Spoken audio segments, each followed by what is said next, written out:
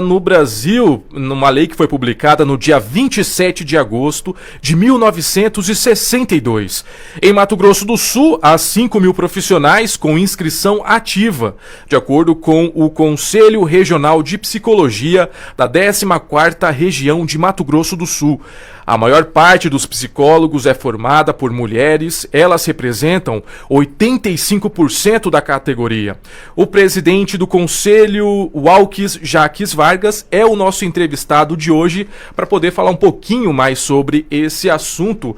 Muito bom dia, Dr. Walkes, é um prazer recebê-lo nesta manhã, a primeira vez, inclusive, aqui no Giro Estadual de Notícias, para falar dessa profissão que eu acredito que depois da pandemia e durante a pandemia, a profissão de psicólogo nunca foi tão útil no nosso país, né? Muito bom dia. Bom dia a todos e a todas, né? Quero agradecer aqui ao Grupo Feitosa pelo convite, agradecer a toda a equipe que está aqui com a gente trabalhando, né? Me apresentar também, meu nome é Walkes, a gente está assumindo agora o Conselho Regional de Psicologia, estou ocupando a presidência e estamos aqui para conversar, bater um papo, estou à disposição. É claro. Dr. Walkes, é o seguinte, nós nunca, como eu trouxe agora na introdução do nosso bate-papo, essa questão da saúde mental nunca foi tão discutida amplamente em todos os setores aqui do nosso país e do mundo também. O que na visão do senhor, o porquê que essa questão da saúde mental está tão em pauta nos dias de hoje?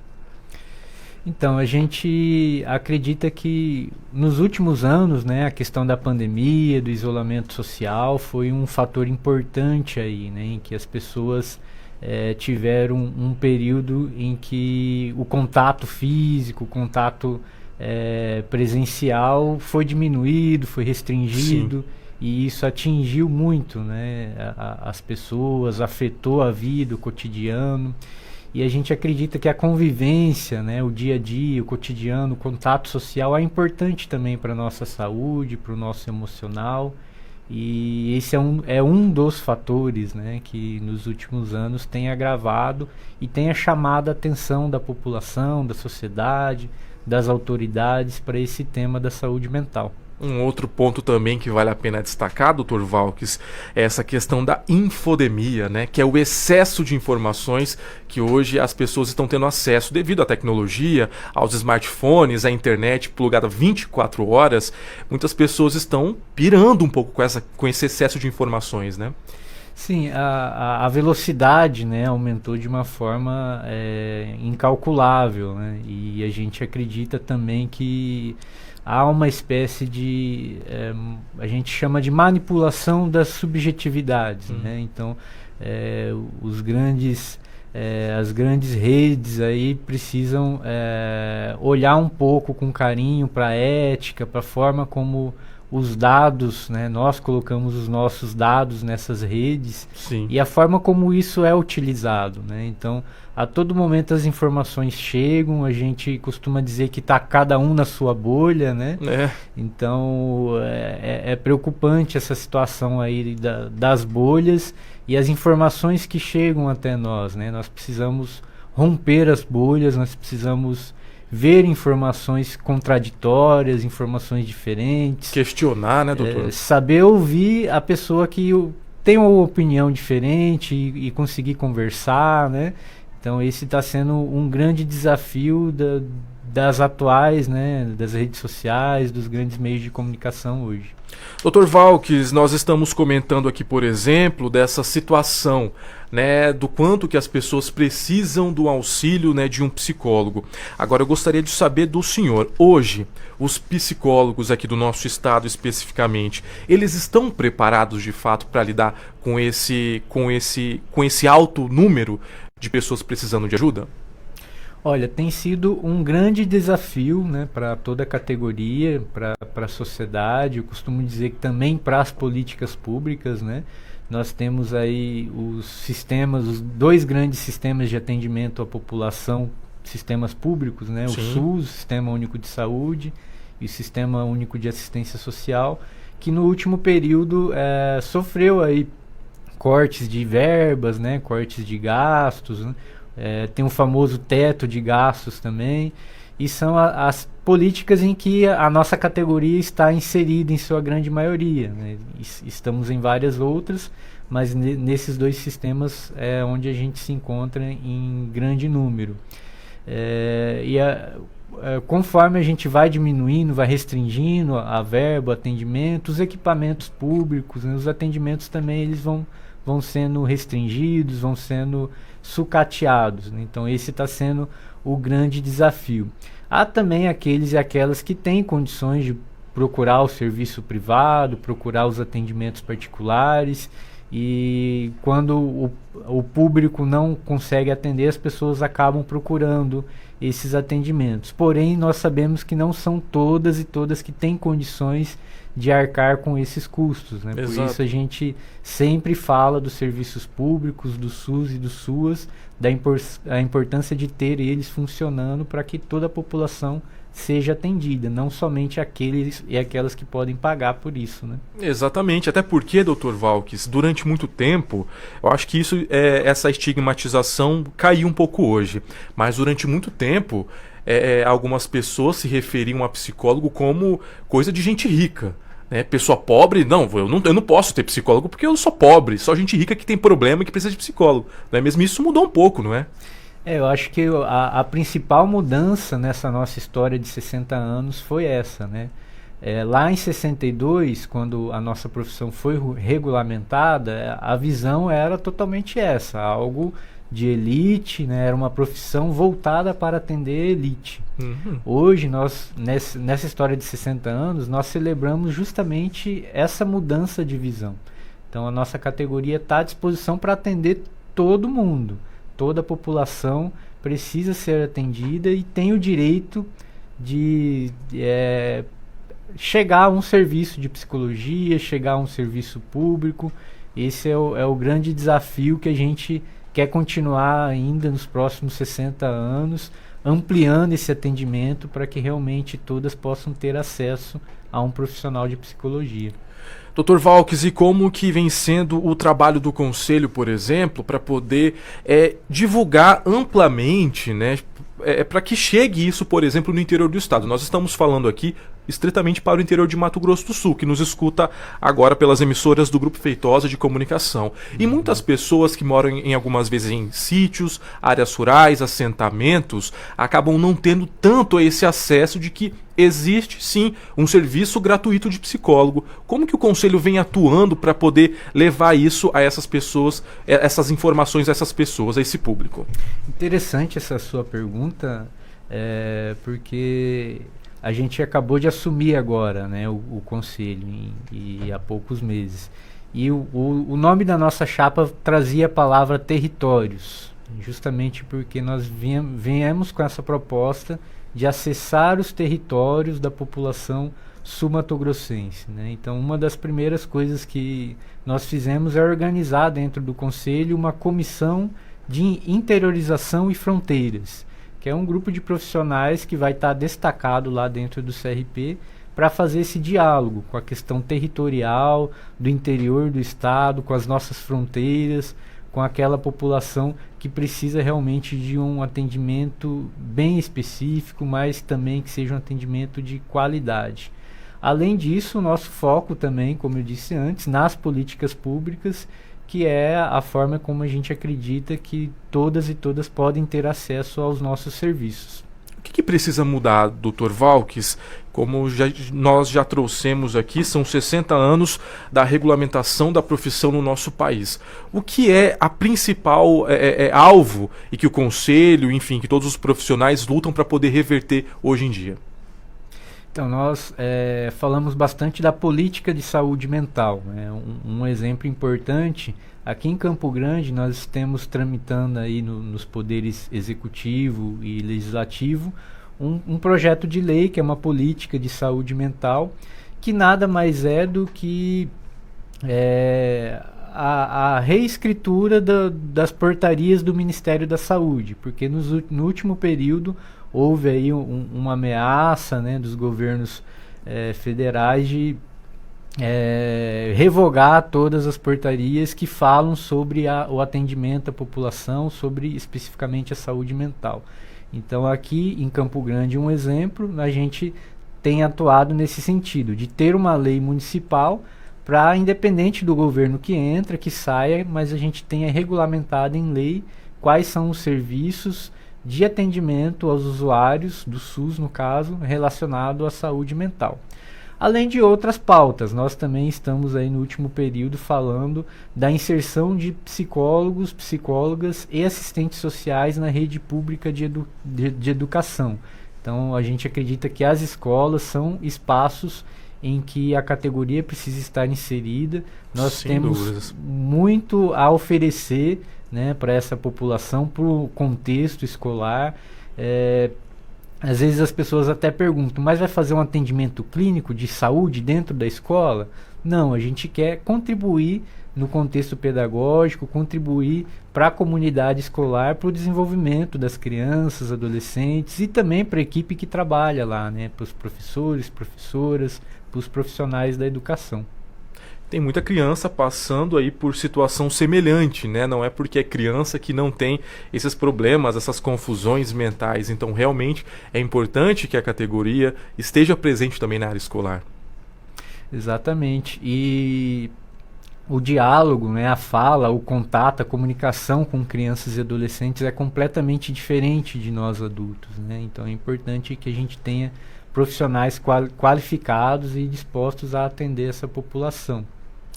Agora são 8h07 em Mato Grosso do Sul. Eu estou conversando com o Dr. Valques Jaques Vargas, presidente do Conselho Regional de Psicologia da 14ª Região.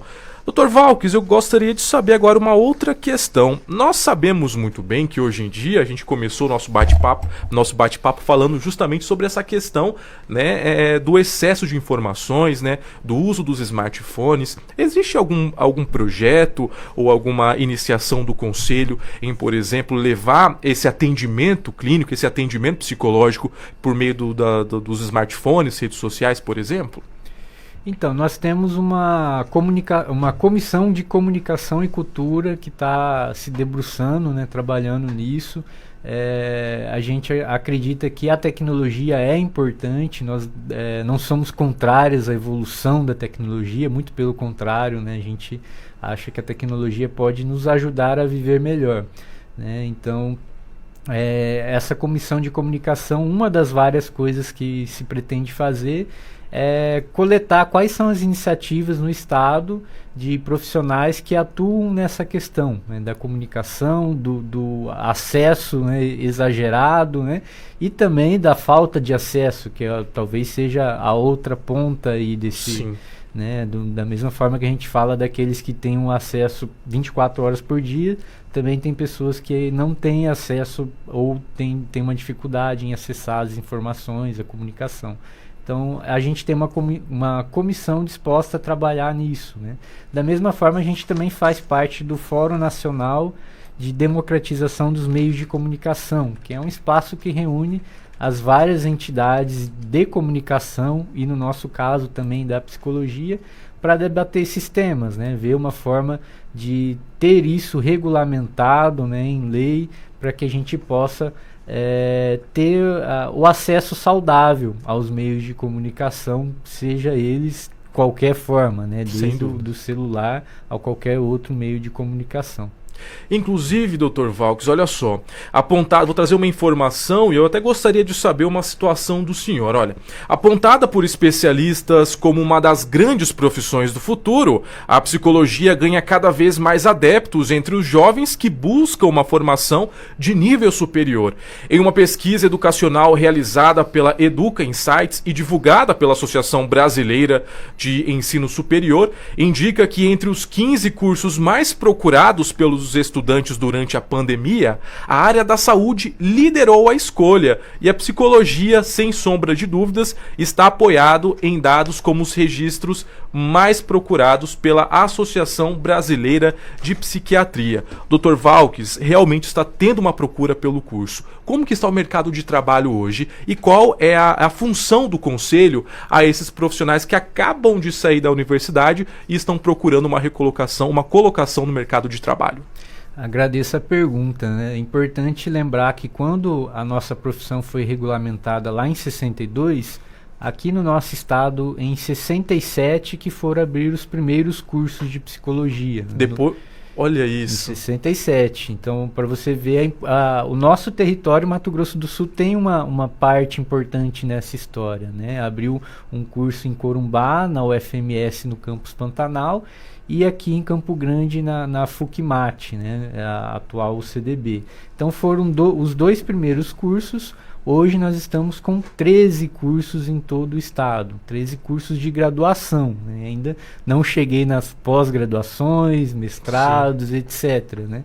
Então, estou dizendo esses números para mostrar o quanto que a profissão cresceu, o quanto que a procura tem aumentado também. Né? Porque se hoje tem esse número grande de cursos de graduação, é porque a procura tem sido muito grande.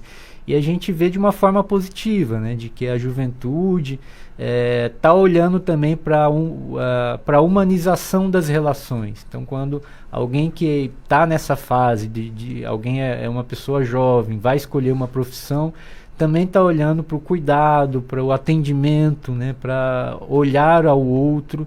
E a psicologia é uma das profissões que trabalham com isso no seu cotidiano, né?